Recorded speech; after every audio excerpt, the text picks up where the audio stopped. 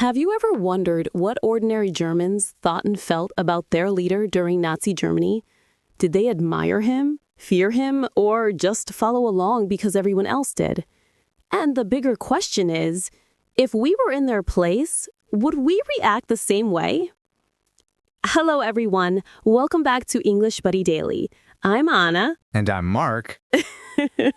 Yeah, it's one of those questions that makes you stop and think, right? We often like to believe, no, we'd never fall for that. But history shows ordinary people sometimes accept things they never imagined. So maybe we're not as far away from that mindset as we think. Exactly.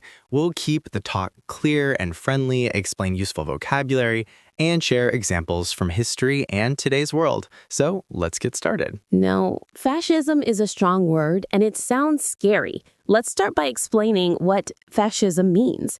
Fascism is a political system led by a dictator, basically one person or a small group who has total control over a country. In a fascist system, people aren't allowed to oppose the leader. The government often uses propaganda, which means biased or false information spread to influence people, and sometimes violence to control everyone. They usually promote extreme nationalism, meaning they claim their country or race is superior, and they might scapegoat a minority group. That means blame a certain group of people for everything wrong. So, in short, under fascism, there's no real freedom of speech or democracy, and the government demands absolute loyalty. Exactly. It's a pretty oppressive system. In history, the most famous examples are Nazi Germany under Hitler or Italy under Mussolini. Those were fascist regimes. Regime here meaning a government, especially an authoritarian one.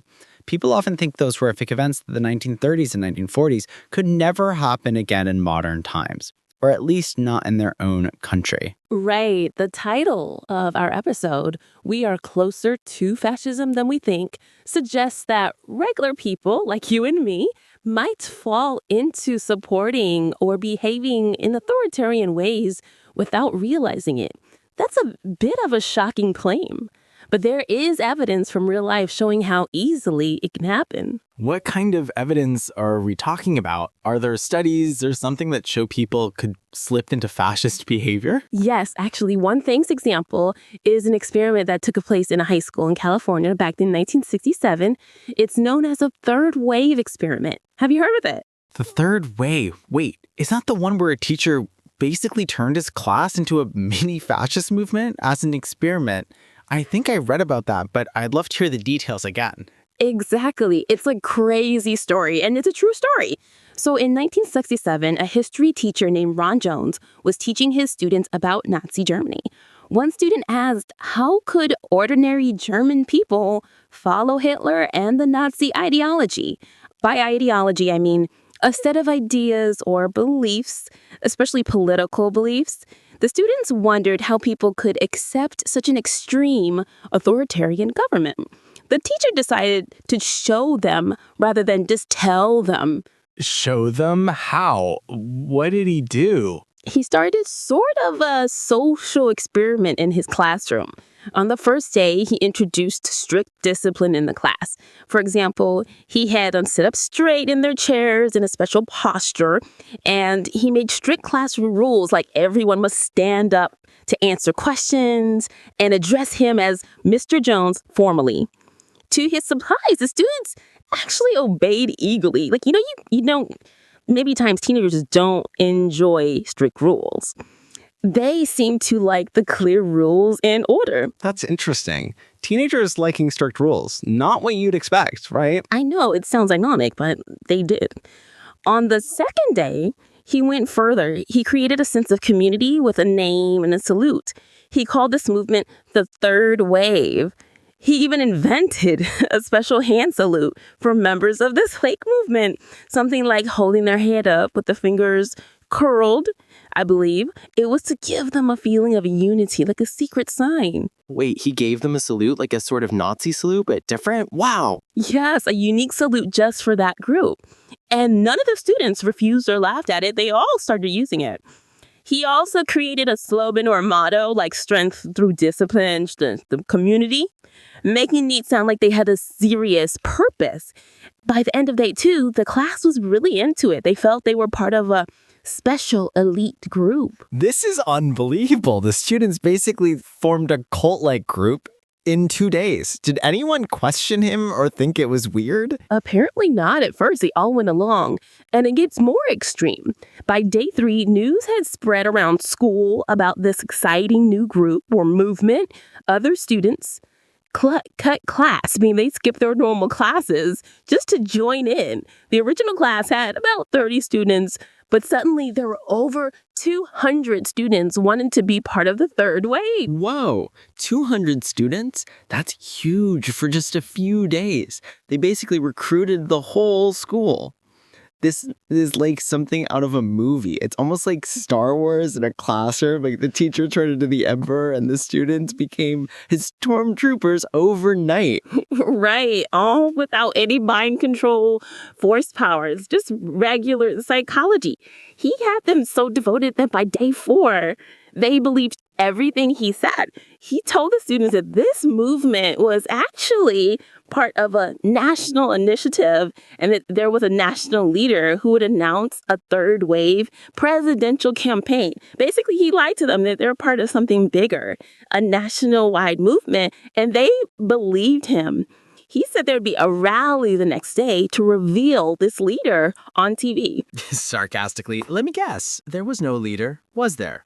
Correct. On day 5, he gathered all the students, hundreds of them, into an auditorium for a rally. They were all excited. Many were wearing third wave armbands or symbols, giving the salute, totally pumped to see their leader on television. The teacher had set up a TV and the students waited, chanting their mottos, but nothing came on the screen except static noise. Wow, what an anticlimax. So what did the teacher do? After a few minutes, he stood up and told them the truth. There was no leader. There was no nationwide movement. It was all an experiment that had gotten out of control. He basically said, look what you all became in just a week. You turned into fascists, just like the Nazis, even though you're just American students in a free country. Then he showed them a film of Nazi rallies, like those huge gatherings where crowds cheered Hitler. The students saw the parallel and realized how far it had gone. The story goes that many students were shocked and some even cried because they were ashamed of how blindly they had followed along. That is intense. I can imagine the silence and the faces of those kids realizing what they did. It's a bit heartbreaking, actually. It really is. The experiment, the third wave, is a famous example used to illustrate how anyone can get caught up in a fascist-style movement if the conditions are right. These were good kids from normal families, and within 5 days, they were saluting, chanting, obeying orders without question, even turning on their own friends who didn't conform. It shows that the roots of fascism, things like the desire to belong to a group, to have order, to follow a strong leader, those roots lie in all of us as humans. It reminds me of the phrase herd mentality. Herd mentality means people behaving like a herd of animals, basically just following what others are doing without thinking for themselves. And that class, once a few kids got on board, almost everyone joined in because of their friends did. Exactly. Herd mentality, or we can also say conformity. Conformity is when people change their behavior to match the group. Nobody wanted to be the odd one out, so they all conformed. And the need for acceptance and belonging can be so strong that people will do things they normally know are wrong just to fit in or to please an authority figure. Right. And it wasn't just this one high school experiment. There have been other real experiments showing similar things about obedience and authority, haven't there? Yes, indeed. One of the most famous is the Milgram experiment in the 1960s. In that study, a psychologist named Stanley Milgram wanted to see how far people would go in obeying an authority, even if it meant hurting someone. Participants were told to administer electric shocks to another person, who they thought was also a participant, but actually that person was an actor and wasn't really getting shocked. A scientist in the lab, Cole, an authority figure, would tell them to increase the shock level step by step. Oh, I've heard of that one. It's the one where people kept shocking the other person because the authority told them to, even when the person screamed in pain, right? Yes, the results were disturbing. A majority of people, about 65% in the original experiment, went all the way to the maximum shock level, which they believed was extremely painful or even dangerous, just because the scientists with the clipboard told them to. 65%? That's nearly 2 out of 3 people. They were basically willing to potentially kill or seriously hurt someone because they were told to. That's frightening if you think about it. I know, it really shows how ordinary people can blindly follow orders. When I say blindly, I mean doing something without questioning it. It's like they're turned off their own judgment because someone they saw as an authority took responsibility. The participants later said things like, I was just following instructions. Does that sound familiar? It's the same excuse people gave after World War II. I was just following orders. It does sound very familiar. That experiment revealed something deep about human behavior. Many of us are far more obedient to authority than we'd like to believe, in a way that's a bit of a fascist tendency inside people, the willingness to submit to a strong authority, even against our own morals. Another well-known study is the Stanford prison experiment in 1971. That one wasn't directly about fascism, but it showed how quickly people can become abusive when put in a role with power. In that study, a psychologist named Zimbardo set up a fake prison and randomly assigned college students to be either guards or prisoners. The experiment was supposed to last for 2 weeks, but do you know how long it actually lasted? If I remember correctly, they had to shut it down early after just a few days. Right, they stopped it after only 6 days because it got out of control. The students playing guards started to harass and humiliate the prisoners very quickly. The guards had become surprisingly cruel, even though they were just normal young people a week ago. This happened simply because they were given authority and they enforced it in an extreme way. It's like something switched in their brains when they had power and a group supporting them. It shows how context and roles can bring out bad behavior. None of those students were bad people normally. Exactly. The experiment demonstrated that under certain conditions, people can change their behavior drastically. They conform to the expected roles of tyrannical guard and submissive prisoner. Again, it wasn't a fascist government, but the dynamic of oppression and obedience was very real in that mock prison. So between the third wave, the Milgram experiment, Stanford prison, all these examples, it's clear that the potential for authoritarian or even fascist-like behavior is in everyday people. When we say we are closer to fascism than we think, it means that given the right situation, many of us might follow a strong authoritarian leader or group and do things we never imagined doing on our own. That's right. It's a bit unsettling to realize. These experiments make me think of how easy it is for group psychology to take over. People often like to think, oh, I would never do that. I would never fall for that. But the evidence shows a lot of people would without realizing it. It makes you look at society today and wonder, are there situations where we see similar patterns? What about things happening around us in modern times? Good question. We certainly aren't living in a Nazi Germany situation right now, thankfully. But there are some warning signs or parallels we can notice. For example, think about extreme nationalism and populist movements in various countries today. Sometimes you see political rallies where crowds chant and cheer for a leader no matter what they say. The leader might use an us versus them mentality, like telling the crowd that outsiders or a certain minority are to blame for all the problems. That's basically creating a scapegoat, just like fascist regimes did. I've seen that on the news, rallies where a leader calls certain groups the enemy or says the country has to return to greatness by removing some group or silencing critics. It's definitely alarming. And the people at these rallies look so passionate, waving flags, sometimes even using hand signs or slogans. It does have an authoritarian vibe, even if it's in a democracy. Exactly. And speaking of flags and slogans, sometimes even harmless situations remind me how people naturally follow a crowd. Take sports fans at a big game. Everyone who wears the same colors, shouts the same chants, and blindly supports their team. Of course, sports fandom is mostly innocent and for fun, not politics, but it shows how people love belonging to a group and following leaders like team captains or coaches. In a different context, that same group loyalty can be harnessed for something dangerous. True, the emotional high belonging to a group can cloud judgment. Another modern aspect is social media. Have you noticed how fast misinformation or extreme ideas can spread online? If someone famous or charismatic shares a conspiracy or a hate message, a lot of people might just accept it and spread it without checking facts. That's a bit like digital propaganda. Absolutely. Propaganda today can come in the form of fake news or misleading memes on social media. People might start believing, say, that a certain group of people is evil or responsible for society's problems because they keep seeing those messages. They might join online groups that encourage hate or violence against that group.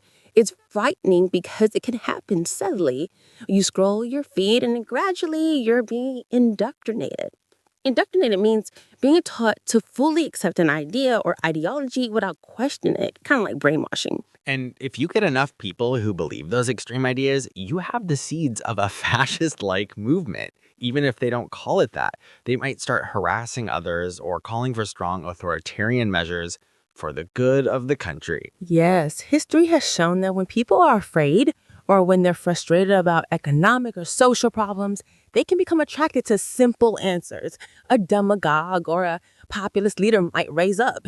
Demagogue is a term for a leader who gains support by appealing to people's emotions, fears, and prejudices rather than using rational argument. Such a leader might say, "Trust me, I will fix everything. Those other people, we outsiders, or those who disagree, they're the cause of our struggles." This can sound very convincing, especially if people feel desperate.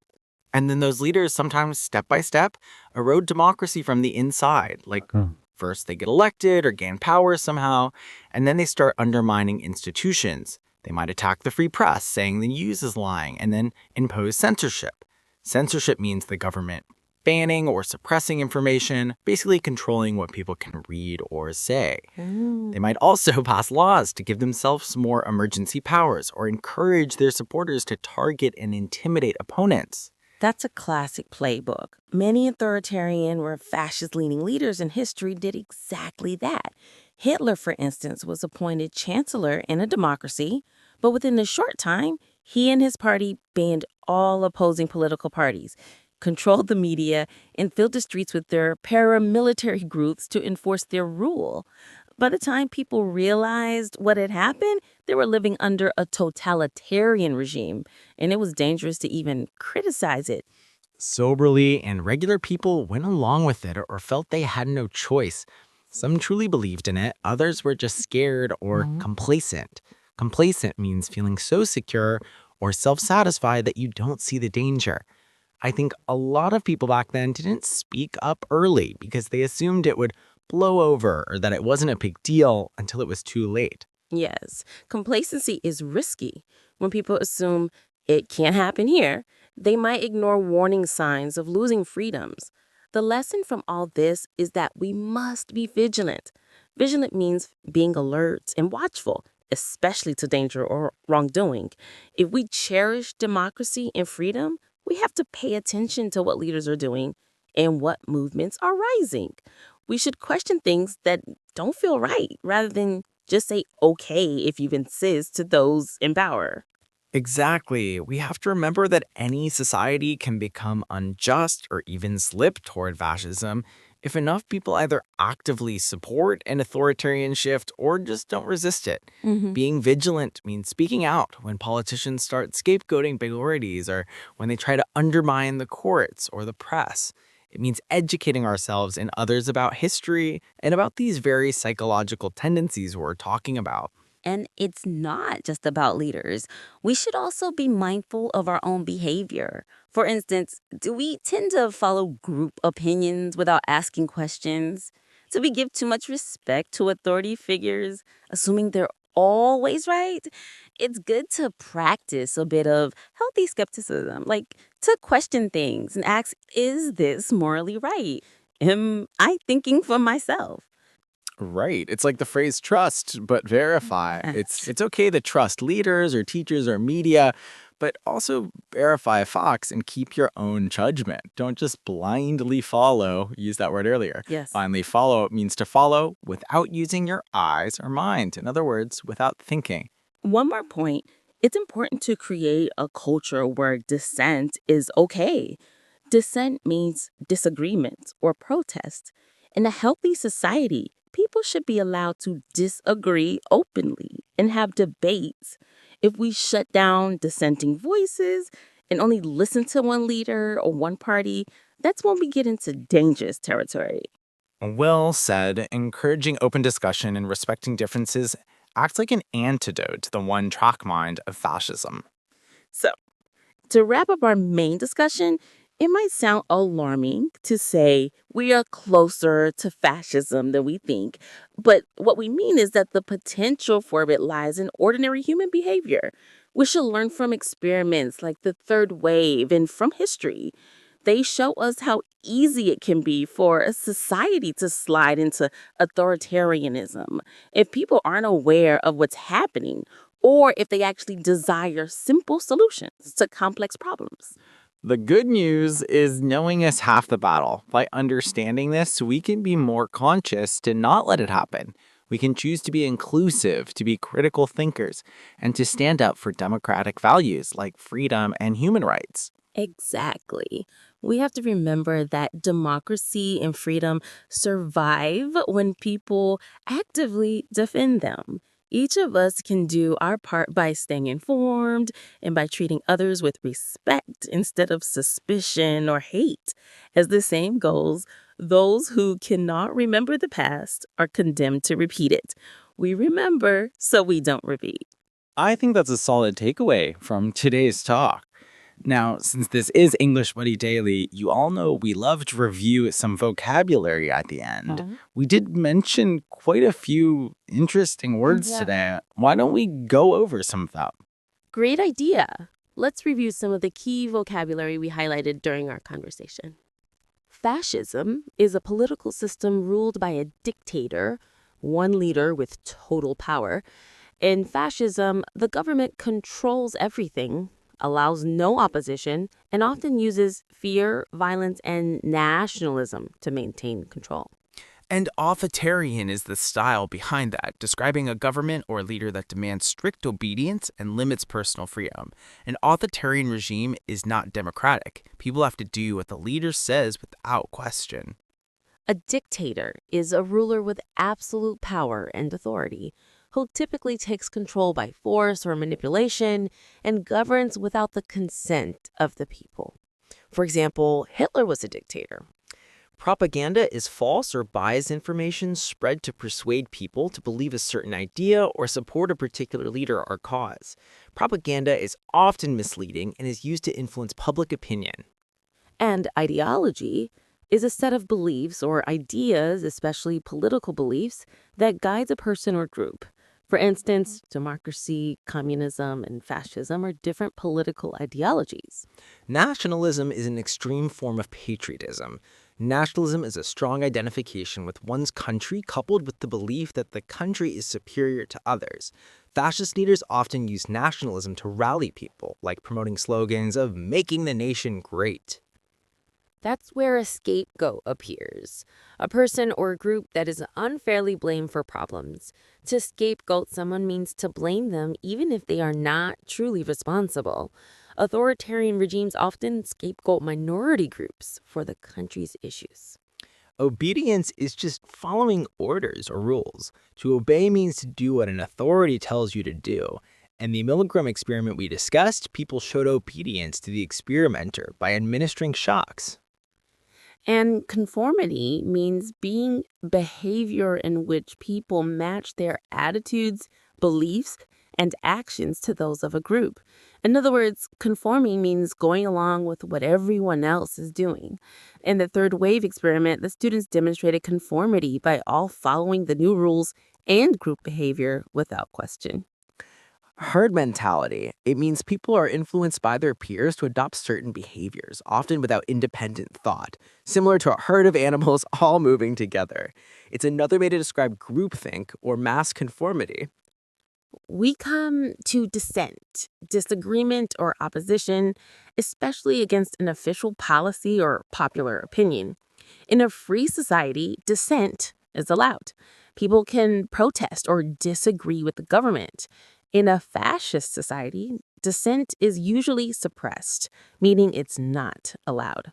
Censorship is when an authority, like the government, blocks or controls what people can read, watch, or say. Censorship is used to silence voices or information that the authority doesn't like. For example, shutting down newspapers that criticize the government is an act of censorship.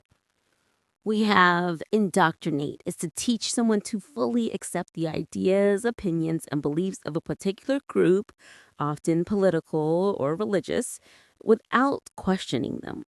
Indoctrination is like brainwashing. In authoritarian regimes, schools and media are sometimes used to indoctrinate citizens with the government's ideology. Complacent means being too comfortable or self-satisfied with the situation to the point of not being aware of potential dangers or problems. If people become complacent about their freedoms, they might not notice when those freedoms start to disappear. Vigilant is being watchful and alert to possible dangers or difficulties. We talked about the need to stay vigilant in order to protect democracy.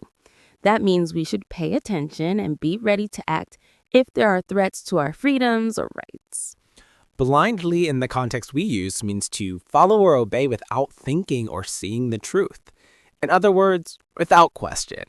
We encourage people not to blindly follow any leader, but to think for themselves. Demagogue is a political leader who seeks support by appealing to the desires and prejudices of ordinary people rather than by using rational argument. We talked about how some leaders use emotional appeals and blame to gain power. That's a demagogic tactic. I think that covers many of the terms we used today. There were a lot of them. If any of these definitions went by too fast, feel free to rewind and listen again, or look them up for more examples. We hope this discussion was informative as well as thought-provoking. It's a heavy topic, but an important one. And remember, our goal wasn't to scare anyone, but to remind ourselves to be aware of how easily people can be led into extreme behavior. The more we understand these patterns, the better we can prevent the worst parts of history from repeating. Exactly. On the lighter note, I'm also amazed at how this conversation managed to connect high school experiments, world history, and even Star Wars and sports fans. It shows learning can come from everywhere. So true. All right, that's all the time we have for today. Thank you so much for listening to English Buddy Daily. Yes, thank you, everyone. If you enjoy this podcast, be sure to join us next time. We cover all kinds of topics, big and small, and help you learn English and expand your mind. Until next time, stay curious and stay vigilant, but not paranoid. Take care and bye for now. Bye-bye. See you safe, everyone.